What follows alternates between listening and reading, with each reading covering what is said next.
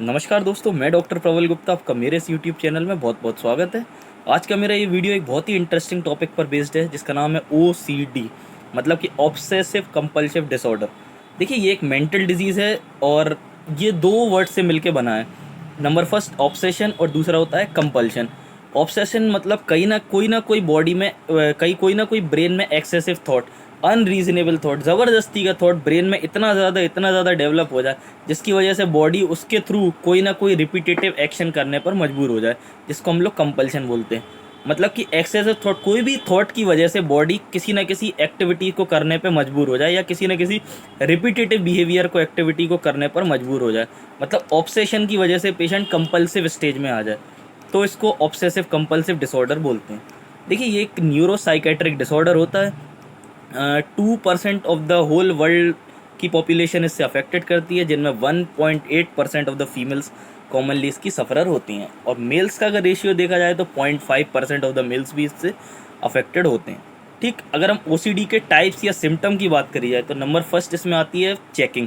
देखिए, वो patient continuously check करता रहेगा अपनी डोर्स को, अपनी विंडोज़ को, ओवन को, मोबाइल फ़ोन को, अलार्म को, कुछ ना कुछ चीज़ों से चेक करना है कि भाई ऐसा तो नहीं कहीं डोर्स या विंडो ओपन रह गई हो, कोई घर के अंदर आ जाए, मोबाइल पे किसी का मैसेज आया हो, कुछ इस तरीके की कंटिन्यूस चीज़ों में वो इंगेज रहता है।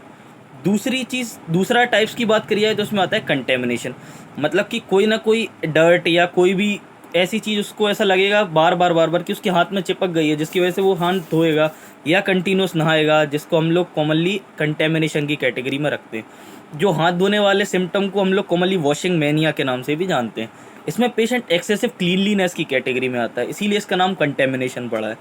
ठीक, तीसरा इसमें आता है सिमेट्री या ऑर्डरिंग। पेशेंट कोई भी चीज़ करेगा वो सिमेट्री ऑर्डरिंग वे में करेगा। जैसे अगर लेफ्ट साइड का कुछ उसने बटन दबाया तो राइट में भी दबाएगा।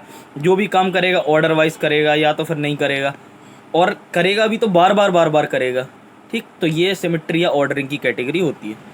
अगर हम इसके रिस्क फैक्टर की बात करिए तो रिस्क फैक्टर में सबसे पहला फैक्टर होता है जेनेटिक। मतलब कि अगर मदर फादर कॉमनली अफेक्टेड हैं तो बच्चों में होने के चांसेस भी इसमें बढ़ जाते हैं। ठीक, दूसरा इसमें कारण होता है एनजाइटी। जो पेशेंट एनजाइटी की स्टेज में रहता है उसको OCD होने के कहीं ना कहीं, या कोई भी ब्रेन के या कोई भी न्यूरोलॉजिकल डिसऑर्डर होने के चांसेस बढ़ जाते हैं। तीसरा इसका कारण होता है डिप्रेशन। देखिए, अगर आप डिप्रेशन में रहेंगे, अपने ब्रेन को कहीं ना कहीं डिप्रेस्ड रखेंगे, तो वो कोई ना कोई बीमारी के फॉर्म में जन्म लेगा। तो उसमें से एक OCD भी हो सकती है, तो प्लीज़ ऐसा कभी ना करें।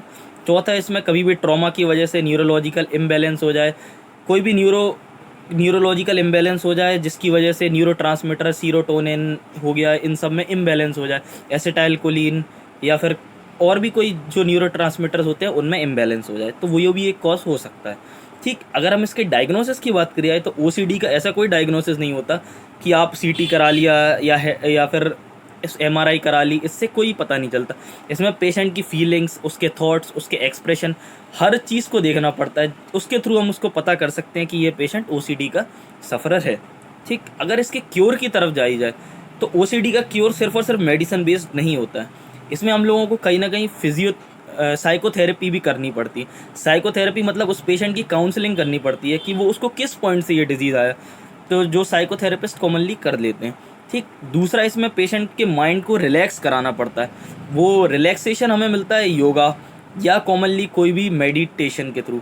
मेडिटेशन, सुबह उठकर आराम से पेशेंट से बोलें कि भाई आप मेडिटेट करें, अनुलोम विलोम करें, योगा करें, जिसकी वजह से उसकी जनरल कंडीशन में ब्रेन शांत हो और उसकी चीज़ों में जल्दी जल्दी सुधार आए। अब तीसरे फैक्टर की बात करी जाए, मतलब हम मेडिकेशन की ओर बढ़ें, जो होम्योपैथी में सबसे अच्छी जो मेडिसिन OCD के लिए दी जाती है वो है आर्सेनिक एल्बम। देखिए, आर्सेनिक एल्बम में प्रोमिनेंट सिम्टम मिलता है फियर ऑफ डेथ या थॉट ऑफ डेथ। पेशेंट इतना ज़्यादा डेथ के बारे में सोचता रहेगा कि वो कोई मेडिसिन नहीं लेना चाहेगा। वो यही सोचेगा कि भाई अब मुझे तो मरना है, मुझे कोई मेडिकेशन की ज़रूरत है ही नहीं। वो इतना ज़्यादा रेस्टलेस हो जाता है कि वो बेड पे भी इधर उधर जंप करता है, हर चीज़ को जो मैंने आपको बताया था सिमेट्रिकल या ऑर्डरली वे में अरेंज करेगा। तो ये होता है आर्सेनिक का पेशेंट। और एक बात ध्यान रहे, कोई भी आप मेडिसिन सेलेक्ट करें तो उससे पहले किसी ना किसी होम्योपैथ फार्मासिस्ट या होम्योपैथ फिजिशियन से एक बार ज़रूर कंसल्ट कर लें किसी भी मेडिसिन को लेने से पहले। ठीक, दूसरी मेडिसिन की अगर हम और बढ़ें, इसका नाम होता है अर्जेंटम नाइट्रिकम। अर्जेंटम नाइट्रिकम इतनी अच्छी मेडिसिन होती है, इसमें पेशेंट इम्पल्सिव वे में मिलता है। जैसे ही वो ट्रेन में अगर कहीं ट्रैवलिंग कर रहा होता है बगल से, और ट्रेन में कोई ट्रैवलिंग करेगा और कहीं नदी वगैरह आई, तो उसको ऐसा लगेगा कि मैं जंप कर जाऊं उसमें, या फिर कभी भी ब्रिज को क्रॉस करेगा तो उसे लगेगा कि हम कूद जाए। इस तरीके का उसके अंदर इम्पल्सिव बिहेवियर हो जाता है, ये ऑब्सेशन उसके अंदर देखने को मिलता है।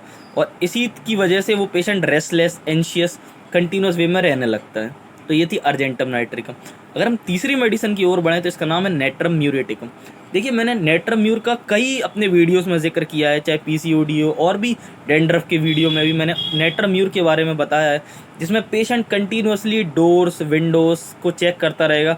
उसे ऐसा लगेगा कि कहीं इमेजिनरी उसके माइंड में रहेगा कि कहीं ना कहीं कोई थीफ एंटर ना कर जाए, या थीफ एंटर कर चुका है, भाई एक बार डोर्स, विंडोज़ इन सबको चेक कर लिया जाए। चौथी मेडिसिन की अगर हम और बढ़ें तो उसका नाम होता है सिफिलिनम। सिफिलिनम अभी मैंने आपको एक टाइप बताया था कंटेमिनेशन, जिसमें मैंने एक वॉशिंग मैनिया, मतलब कंटिन्यूस हैंड वॉशिंग के बारे में बताया था कि वो पेशेंट हैंड वॉश करता रहेगा, उसको ऐसा लगेगा कि हाथ में कुछ ना कुछ डर्ट चिपकी हुई है।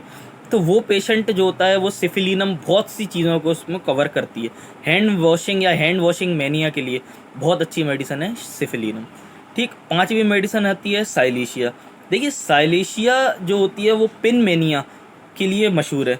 जो इसका पेशेंट होएगा वो कंटिन्यूस पिन को रखेगा अपने पास में, उनको फिर इकट्ठा करेगा, उनको खोएगा, फिर ढूंढेगा, या इसको हम लोग पिन मेनिया के नाम से जानते हैं। और छठे मेडिसिन की अगर और बढ़ें तो इसका नाम होता है कैलकेरिया कार।